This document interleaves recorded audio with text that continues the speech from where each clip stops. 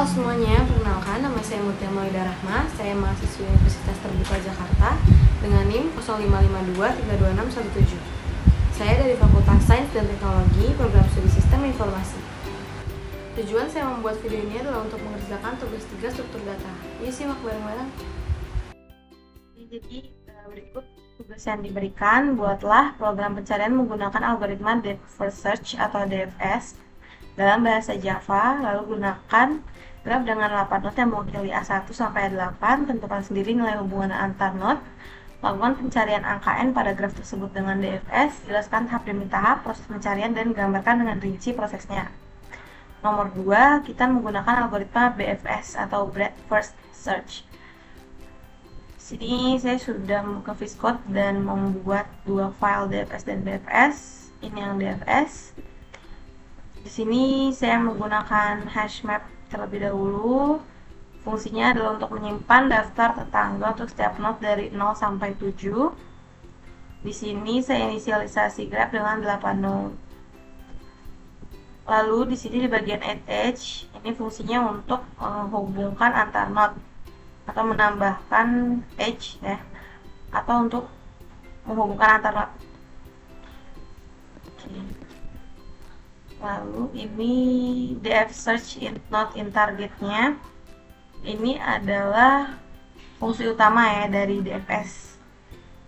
Jadi kode ini buat mengecek node saat ini, menandainya sebagai visited atau telah dikunjungi, lalu melakukan eksplorasi secara mendalam ke anak pertama, kemudian anak berikutnya.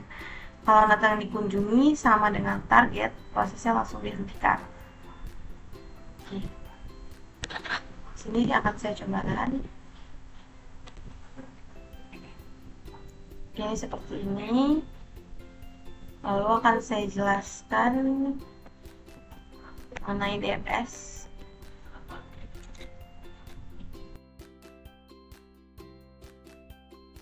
Oke, sini saya akan membahas tentang DFS dan BFS. Tadi yang telah kita run itu DFS atau Depth First Search. DFS merupakan algoritma penelusuran graf yang bekerja dengan menjelajahi satu jalur sampai titik terdalam terlebih dahulu. Setelah jalur tersebut tidak dapat diteruskan, proses akan kembali ke titik percabangan sebelumnya untuk melanjutkan penelusuran pada jalur lain yang belum dikunjungi. Struktur data yang dipakai DFS ada dua, yaitu rekursi dan stack manual.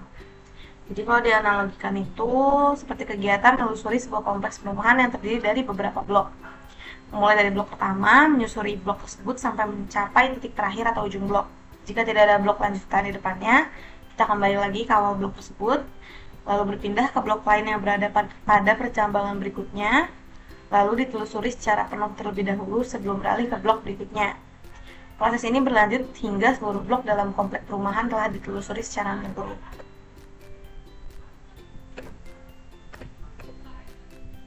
Oke, tujuannya DFS itu untuk menelusuri semua node atau pohon graf, mencari suatu node atau target, mendeteksi siklus atau cycle detection, topological sorting, mencari connected component, dan menyelesaikan maze atau labirin.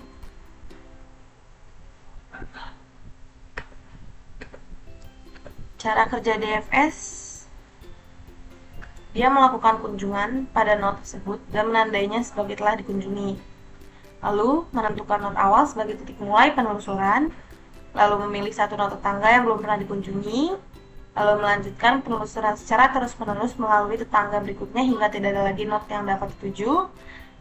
Dan ketika tidak ada tetangga baru tersedia, algoritma melakukan backtracking, yaitu kembali ke tempat sebelumnya untuk mencari jalur lain.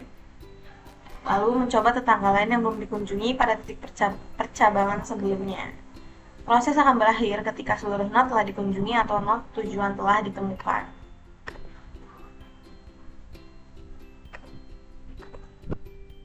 Sini simulasi pencarian node dengan DFS ya. Di sini targetnya itu 7. Jadi dimulai dari node 0. Ini DFS-nya bergerak ke kiri terlebih dahulu. Lalu karena dia ada turunan 3 sama 4, kita cek dulu yang 3.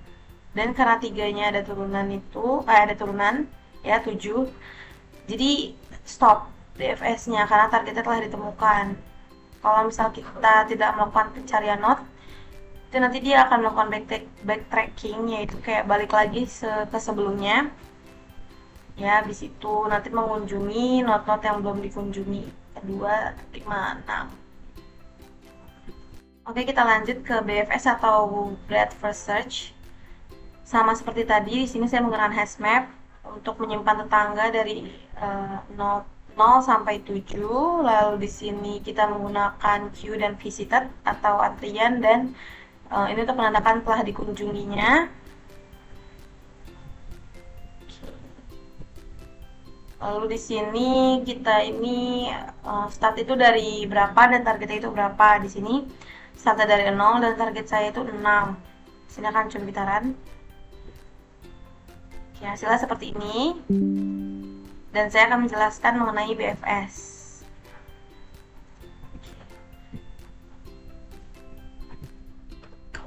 BFS itu adalah algoritma penelusuran graf yang bekerja dengan cara mengunjungi node secara melebar atau per level. BFS akan mengunjungi semua node yang berada pada level yang sama terlebih dahulu sebelum turun ke level berikutnya. BFS menggunakan struktur data queue dengan prinsip FIFO, yaitu elemen yang masuk terlebih dahulu akan diproses terlebih dahulu. Dengan mekanisme ini, proses penelusuran selalu berlangsung per level, karena setiap node baru akan menunggu giliran di antrian sesuai urutan masuknya.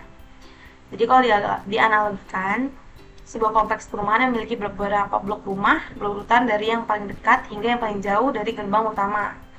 Seorang petugas melakukan pengecekan rumah di kompleks tersebut.